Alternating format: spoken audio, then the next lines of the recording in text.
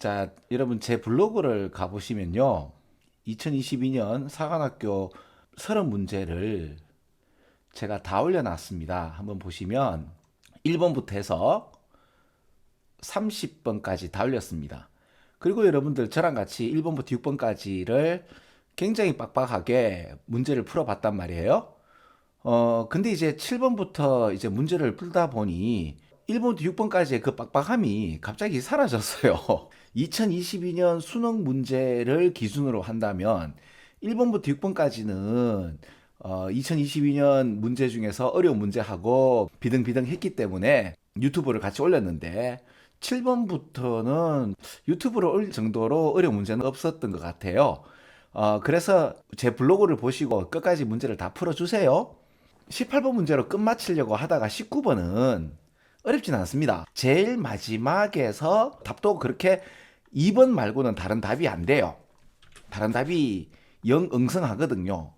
2번에서 여러분들 답을 찍을 수가 있는데 제가 굳이 이렇게 설명드린 이유가 요것 때문에 아마 망설였지 싶습니다. 그래서 요 설명을 좀 드릴까 싶어서 가지고 온 겁니다. 요 표현 있죠. 팔을 뒤로 당기는 것보다 물을 뒤로 미는 것에 집중하는 것이 더 빨리 수영을 한다고 하거든요. 그러니까 내면적 집중보다는 외부적 집중이 더 효과적이다는 얘기거든요. 제가 지금 거꾸로 얘기가 나오는 건데 그만큼 이 문장이 그렇게 어렵지 않게 읽을 수 있어요. 초기에 그 스킬 애퀴지션 해서 테니스라든지 골프라든지 초기 기술 습득에 있어서 자세라는 것이 굉장히 중요하잖아요. 기술 습득에 있어서의 그 메커니즘. 그쵸? 뭐 골프를 칠 때 왼쪽 팔을 펜드lum처럼 추처럼 이렇게 곧게 펴서 이렇게 스윙하는 이런 이야기들. 이게 초반에 기술 습득에 있어서는 굉장히 효과가 있다는 표현이 나오죠. 그죠?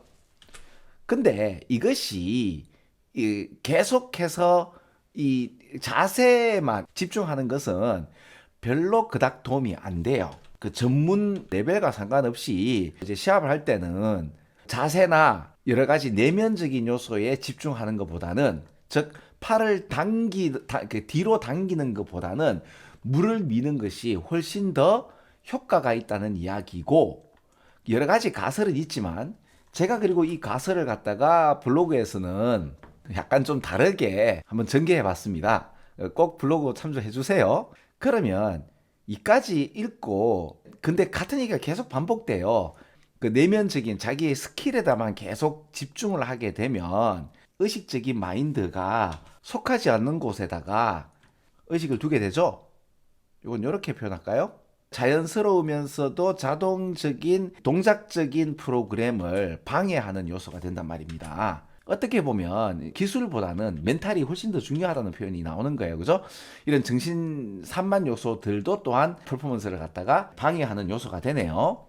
그래서 초반에 기술이나 자기의 어떤 내면적인 집중이라는 표현이 들어갈 거고 그것이 능력을 잃게 만든다고 하니까 다른 게 답이 아니고 2번이 답인데 그러니까 외부적인 데 집중을 두는 걸 환경이라고 생각을 하기 때문에 내부적으로 집중되는 내면적 환경 상태를 놓치게 되더라도 다른 게 답이 아니기 때문에 2번이 답인데 뭐 그럼에도 요거 때문에 찝찝해서 다른 걸 자꾸 찾다 보니 2번 같은데 2번을 못 찍을 가능성이 안 크겠나 싶어서 이렇게 마지막으로 한번 올립니다.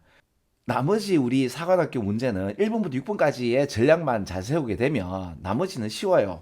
수능 2번 문제보다 훨씬 수월하게 진행할 수가 있습니다. 초반에 쫄아가지고 문제를 못 풀어서 제 실력을 발휘하지 못하고 가지 않을까 싶습니다. 자, 그래서 꼭 제 블로그에서 1번부터 30번까지를 한번 봐주세요. 자, 그러면 다른 문제를 가지고 계속 여러분하고 문제를 풀도록 하겠습니다. 네, 오늘은 여기까지 하겠습니다. 여러분 안녕.